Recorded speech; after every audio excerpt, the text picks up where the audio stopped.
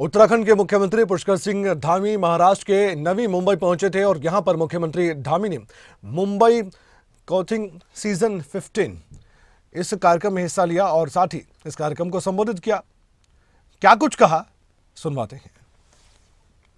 Draft बना लिया है, ड्राफ्ट मिलते ही हम उसको उस दिशा में लागू करने की दिशा में आगे बढ़ेंगे। ड्राफ्ट बना लिया है, ड्राफ्ट मिलते ही हम उसको उस दिशा में लागू करने की दिशा में आगे बढ़ेंगे। ड्राफ्ट बना लिया है, ड्राफ्ट मिलते ही हम उसको उस दिशा में लागू करने की दिशा में आगे बढ़ेंगे। ड्राफ्ट बना लिया है, ड्राफ्ट मिलते ही हम उसको उस दिशा में लागू करने की दिशा में आगे बढ़ेंगे। ड्राफ्ट बना लिया है, ड्राफ्ट मिलते ही हम उसको उस दिशा में लागू करने की दिशा में आगे बढ़ेंगे। ड्राफ्ट बना लिया है, ड्राफ्ट मिलते ही हम उसको उस दिशा में लागू करने की दिशा में आगे बढ़ेंगे। ड्राफ्ट बना लिया है, ड्राफ्ट मिलते ही हम उसको उस दिशा में लागू। आपने सुना है, यूनिफॉर्म सिविल कोड को लेकर उत्तराखंड की सरकार पर सबकी निगाहें टिकी हुई है।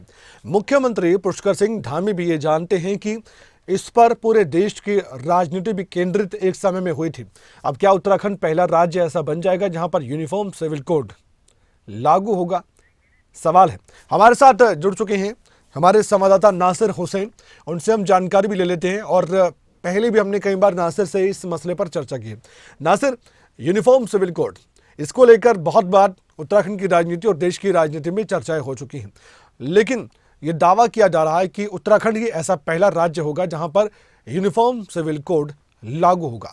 अब जो ड्राफ्ट कमेटी थी, जो ड्राफ्ट किया गया है पूरा यूनिफॉर्म सिविल कोड, बार बार उसका टाइम बढ़ाया गया, समय उसको दिया गया, लेकिन अभी तक लागू नहीं हुआ यूनिफॉर्म सिविल कोड। कितना मुश्किल है इसे लागू करना या कितना आसान है और कब तक ये लागू हो सकता है? क्योंकि हमने कई बार सुना है कि उत्तराखंड में लागू होगा मुख्यमंत्री की जुबान से, लेकिन अभी तक लागू नहीं हो पाया है। सिविल कोड की बात करें तो मुख्यमंत्री पुष्कर सिंह धामी ने करीब 1 साल पहले इस कमेटी का गठन किया था और इस कमेटी ने तमाम लोगों से प्रस्ताव मांगे, तमाम लोगों के साथ चर्चा की और उसके बाद इस कमेटी ने ड्राफ्ट तैयार कर लिया। ड्राफ्ट तैयार करने के बाद सरकार, उन्होंने जो कमेटी है प्रेस कॉन्फ्रेंस भी की थी और ये कहा था कि वो जल्द ही मुख्यमंत्री को इस ड्राफ्ट को सौंप देंगे, लेकिन अभी तक ये ड्राफ्ट सरकार को नहीं सौंपा गया है। मुख्यमंत्री बार बार इस बात को कहते नजर आते हैं कि जैसे ही कमेटी उनको ड्राफ्ट सौंप देगी उसके बाद इसको क्षेत्र में ला करके लागू उत्तराखंड में किया जाएगा, लेकिन अभी तक इस तरह की कोई बात सामने नहीं आ रही है, क्योंकि हाल कुछ दिनों पहले ही कहा गया था कि विधानसभा का विशेष सत्र बुलाया जाएगा, उसके बाद वहां पर इस जो कमेटी का जो ड्राफ्ट है उसको रखा जाएगा, उसको चर्चा होगी, उसको पारित किया जाएगा, उसके बाद उसको उत्तराखंड में लागू कर दिया जाएगा।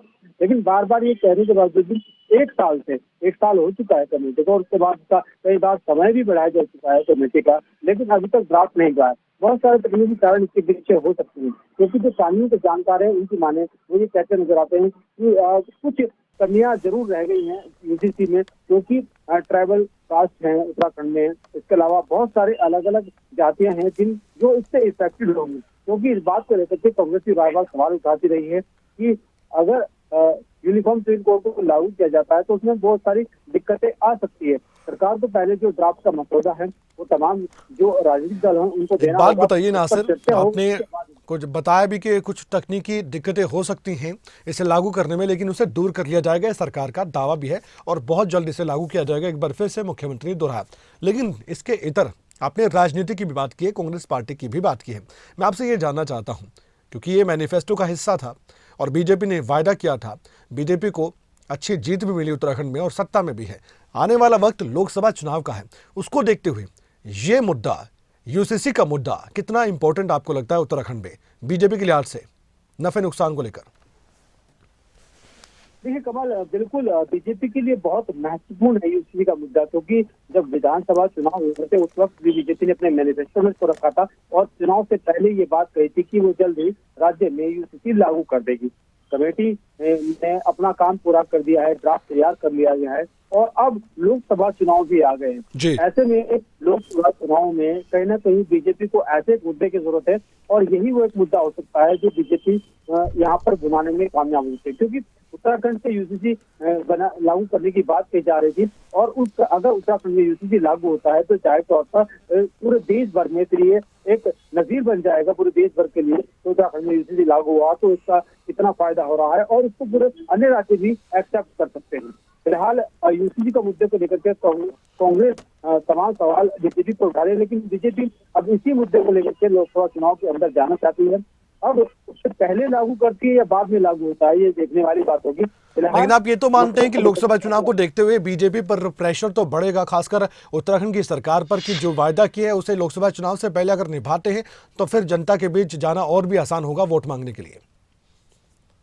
देखिए बिल्कुल कमल, ये बात बिल्कुल सही है कि बीजेपी पर इस बात का प्रेशर है, खासतौर पर मुख्यमंत्री पुष्कर सिंह धामी, क्योंकि विधानसभा में सरकार बनाने से पहले, उससे पहले भी उन्होंने ये बात कही थी कि वो यूसीसी को उत्तराखंड में लागू करेंगे और तब तक लागू हो जाएगा। लेकिन इतना लंबा समय देखने के बावजूद भी अभी तक लागू नहीं हो पाया। क्या कारण है? तकनीकी कारण क्या हो सकते हैं, कानूनी कारण क्या हो सकते हैं, सरकार को बताए। लेकिन चूंकि जनता का इंतजार कर रही है, बार बार मुख्यमंत्री पुष्कर सिंह धामी तमाम जगहों पर जाते हैं, वो उनका यही बयान रहता है कि जल्द ही राज्य में यूसीसी को लागू कर दिया जाएगा। ऐसे में अगर चुनाव आ जाते हैं, इस बीच अगर यूसीसी लागू नहीं होता है, उससे पहले चुनाव आ जाते हैं, तो जाहिर तौर पर बीजेपी पर लोग सवाल पूछेंगे। लोग लोकसभा चुनाव के दौरान सवाल पूछेंगे कि आखिरकार यूसीसी का वायदा किया गया था, क्यों लागू नहीं हुआ। अब ठीक ये है। देखना होगा कि बीजेपी किस तरह की रणनीति तय करती है और कैसे आने वाले समय लोकसभा चुनाव से पहले यूसीसी को लागू कर पाती है या नहीं। और नासिर, बहुत बहुत धन्यवाद, आपने चर्चा की इस अहम मुद्दे पर और आपने बताया कि उत्तराखंड की राजनीति इसके इर्द गिर्द कैसे घूम रही है, आने वाले वक्त में कब तक ये यूसीसी लागू हो सकता है, इस पर भी फिलहाल जानकारी स्पष्ट नहीं है।